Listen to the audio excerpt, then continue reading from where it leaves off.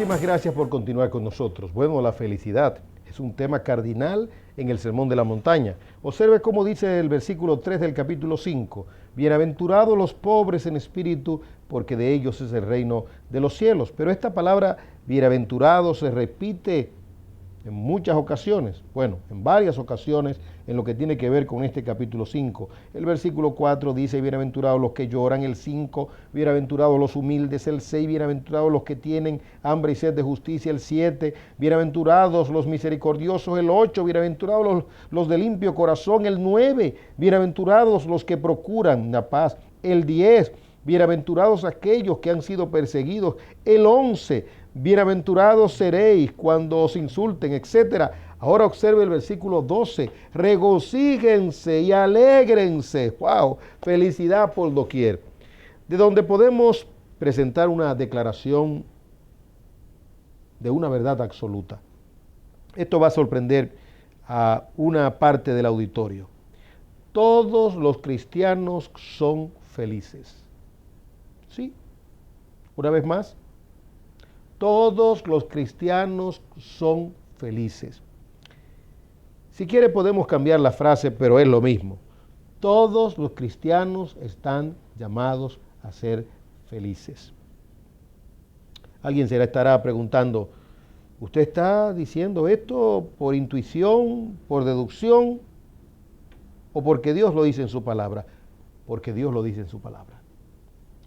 No hay y no puede haber un solo cristiano infeliz en esta vida.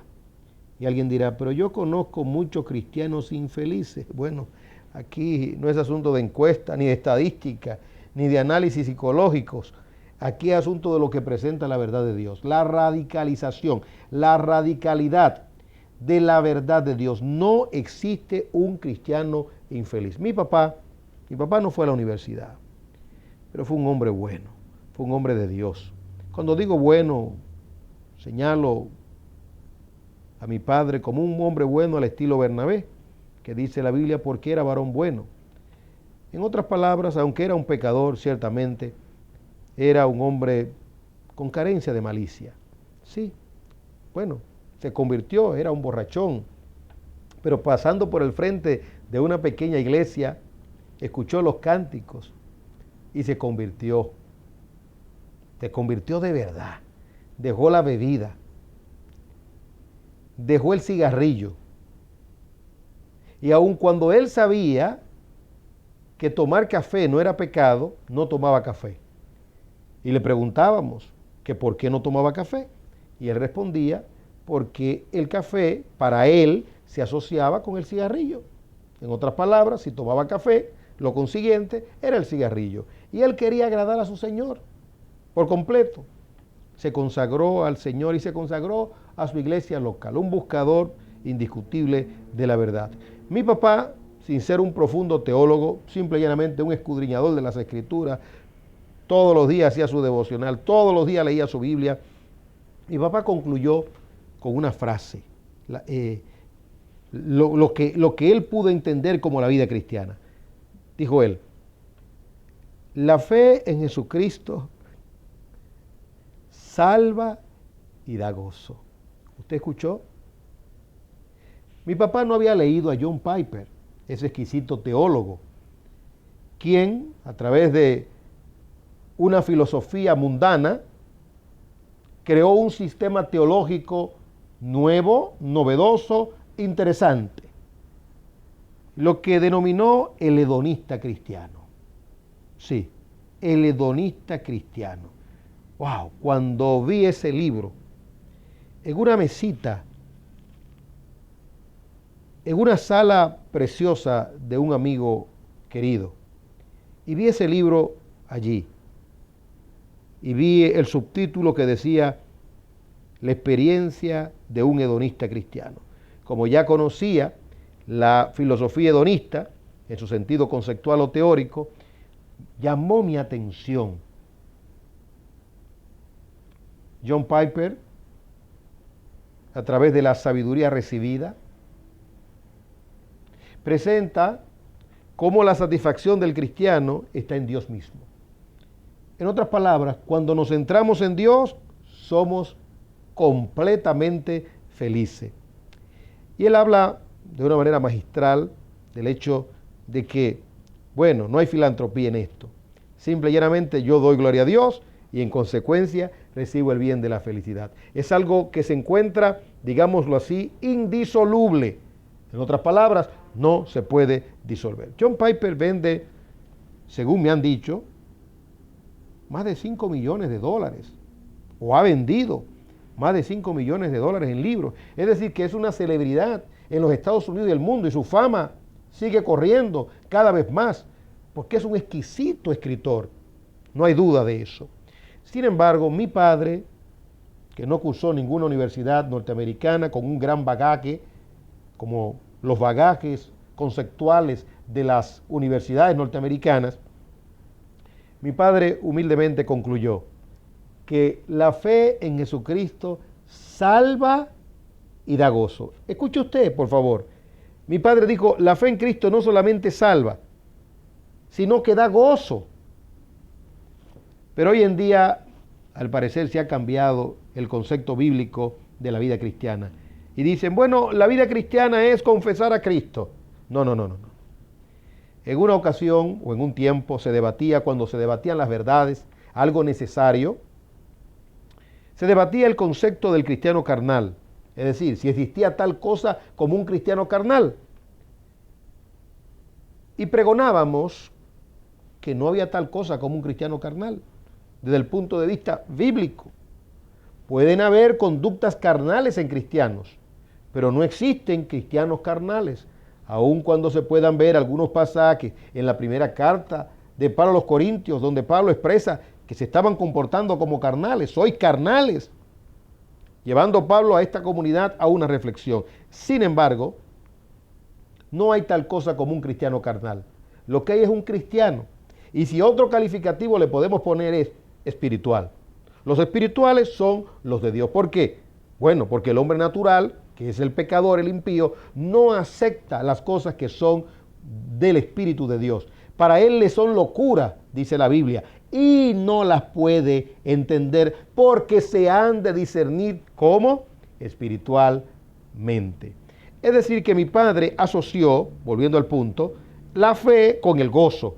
La fe en Jesucristo salva, decía mi padre, y da gozo. Se puede escribir un libro.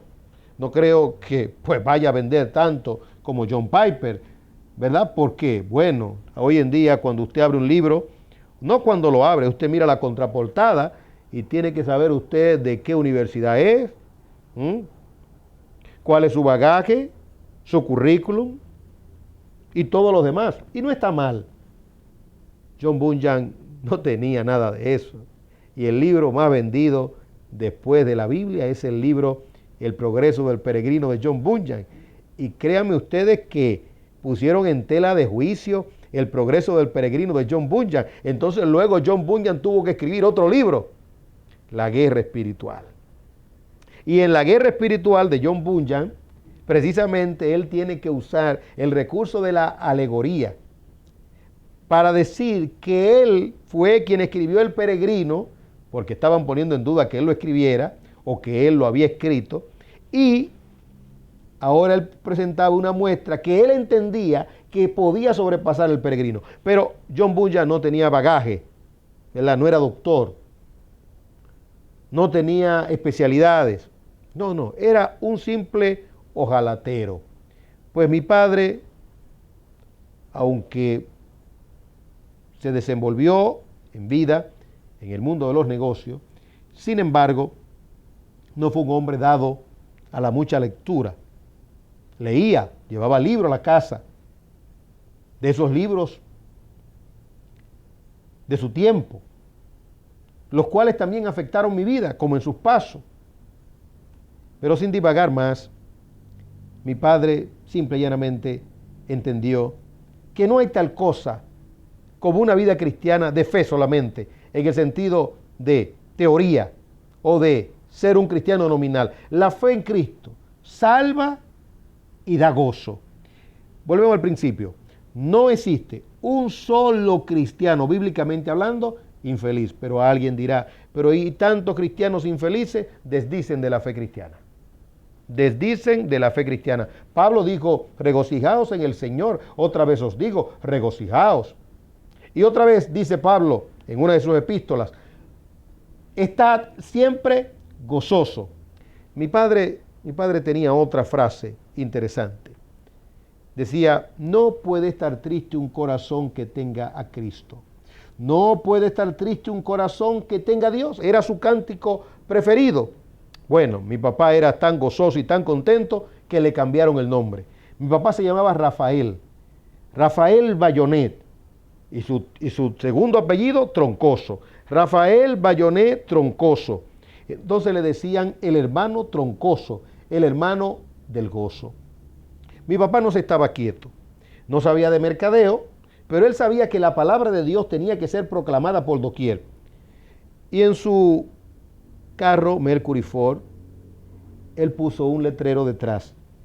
Y en su letrero expresó lo siguiente: la fe en Jesucristo salva y da gozo. Lo dice el hermano Troncoso. Y no se quedó tranquilo. Y lo dice el hermano Troncoso, el hermano del gozo. ¿Estaba ajeno a la verdad de Dios mi papá? No, porque es que en este libro nadan los intelectuales y se pueden ahogar. Y nadan los incultos, que se convierten cultos